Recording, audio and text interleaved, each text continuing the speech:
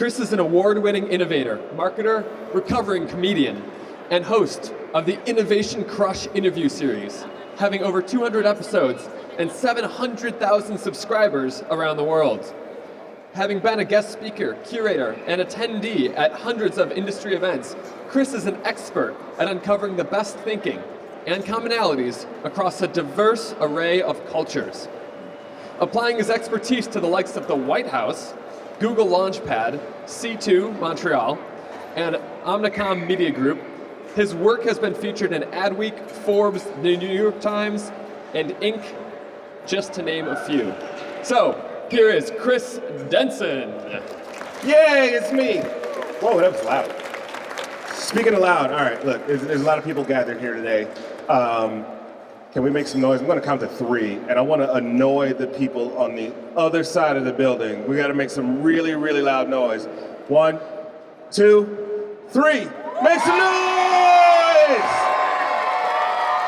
Oh yeah, all right. You calm down, it's okay. We got a whole other award show left to do. So my name is Chris Denson. I am the host of an interview series called Innovation Crush. I did take notes because as I walked through that area, I didn't know what I was going to say, and I still don't know what I'm going to say. But you guys are all amazing, and you're also all very weird. The good weird, like give it up for yourselves for being deliberately weird. I didn't know that, pigeon poop could be weaponized. I also didn't know that a banana is a berry. Did anybody else know that one? Yeah, of course, I think you deliberately knew it. And if I had not known that, I would have gotten to do a 30-second wall squat. I didn't know much about black holes, apparently, and also penguins can be ninjas. So those are a few of the things that caught my eye. So last year, I wrote a book. The book was called Crushing the Box, 10 Essential Rules for Breaking Essential Rules. The reason I went with Crushing the Box because as innovators, and I get to talk to a lot of them, like Nick mentioned, I have 200 episodes of my show. I actually work a lot with innovators of all calibers. They just do away with the box altogether. We've all heard the phrase, think outside the box. We're like, nope, let's crush the box, stomp it, get rid of it altogether. You guys have done a great job of that. What'd you say? Think way outside the box. What's your name? Hi, Sophia. Sophia Alpers, ladies and gentlemen. This is my give it up for Sophia, my assistant. Dun dun. And so, the other title, the subtitle of the book is 10 Essential Rules for Breaking Essential Rules. And what I found is that most innovators break all sorts of rules, right? The minute somebody says you can't do it this way, oh, that's not an area that people will play with, that is not a technology that works, we find ways to make it work. So you guys have all done an amazing job at that. One of the chapters in my book, I give them all sort of weird titles, is Eat Your Brain. And a couple of years ago, I had done a project with the CW for a zombie series. And to market it, we had a stage like this, and we allowed people to go up to get their brain scanned and had a big visualization of what their brain looks like. And then we gave them brain-shaped pieces of candy that matched the color and activity that was happening in their brain. And so that whole chapter starts to talk about experimentation. Right, and in the world of technology and biotechnology, where you can measure what's going on in someone's body, the minute we say our product gives someone happiness, we actually have tools out there that we can actually measure if those people are happy or not. If our chocolate is the best, we can actually measure that, that response, that physiological response. But it's just, once you know what's happening in your own body, you start to understand where you're able to evolve and continue to experiment on yourself, on your craft, with the people who are next to you. And speaking of those people that are next to you, another theme in the book I talk about a lot is collaboration. So on the count of 3, I want everybody to yell out where they are from, including you. 1, 2, 3. All right, who came from the farthest? You, okay, she thinks she came from the farthest. We'll find out in a second.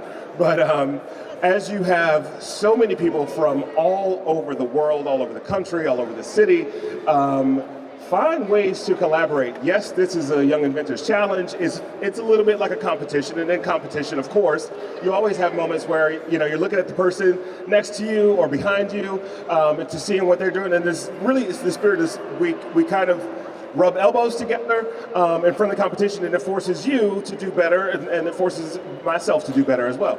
And so when you're meeting people, you've got so many amazing minds in this room. Find out what makes them tick. You've got different languages, different cultural customs, different perspectives, different life perspectives, and you'd be surprised at the amount of innovation that comes from just a conversation with somebody who has a similar skill set or interest as you, or something completely different, right? There's this mashup idea of culture. Then you've got this idea of serendipity. Anybody know what serendipity means? What does it mean? When things happen, and the hand gesture worked. That sold it.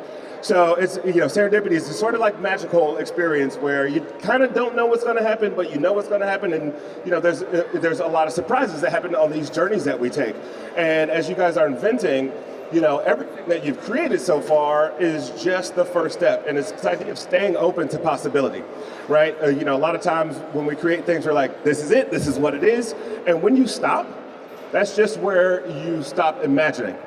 So wherever you are now, keep going, keep evolving, keep innovating in that sense.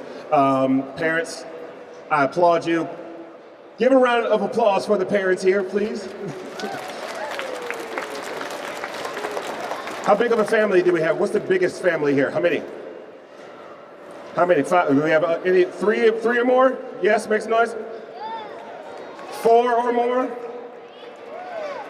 5 or more.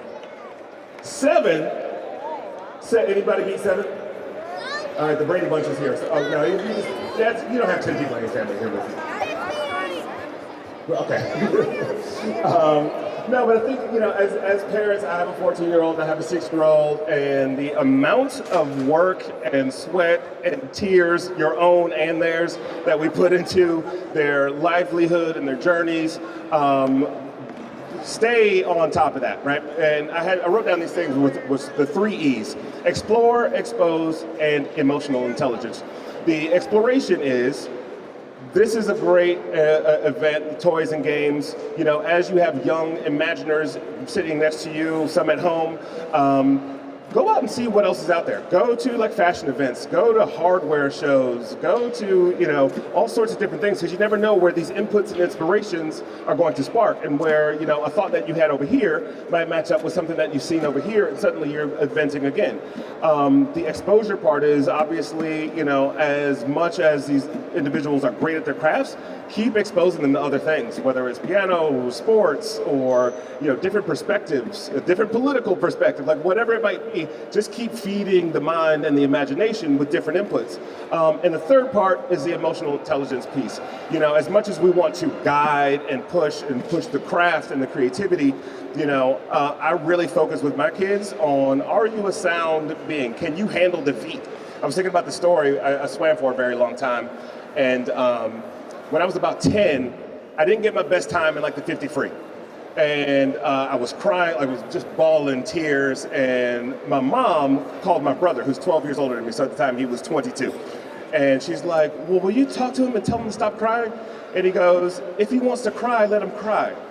And I thought that was one of the best lessons I've carried with me in the years that have passed since then. That you have to express, and it's okay to express how you feel: happiness, sadness, and not getting stuck in either of those places. And then last but not least, there's a quote I love, which is, I actually have a tattoo on my arm that says it, but it's, change the way you look at things, and the things you look at will begin to change. And I look at that in every problem I've ever attempted to solve working with clients, or every imaginative innovation that I've come across. People are really adept at looking at complex problems, or even small ones, from as many different angles as possible. So someone was telling me earlier that there was an LED game over there, and they're like, oh, I popped it open and there were just wires everywhere. And so you start to get a different perspective on how things are created. While it looks neat on the top, it's a little messy underneath. And then, maybe there's a solution for cleaning up that mess. You start to find these other ways of solving problems and seeing problems that you may not have even seen before. And then the other part of that, is not just in the things we make, but in the decisions we make. So in the decisions we make, we can learn to look at the problems that we're solving, whether it's in our personal life or a collaborator that you're working with. The minute you start to look at that problem from multiple angles and figure out, all right, maybe there's a different way that I'm missing here. Just keep on that quest of curiosity about, where can you find different angles and different problems to solve. So as closing, I thought about, as much as you are all inventing products and services and toys and games and different things, we're also inventing our lives. All the principles that I just talked about apply to how you live your life. Breaking essential rules. What everyone else is doing, it doesn't have to be what you're doing. The things that are absolute, if we think like we're up against a no or a hurdle, maybe you're not. It's finding that way to just constantly invent in your own life as well as your own craft. And with that, I wish you all good luck. Thank you very much.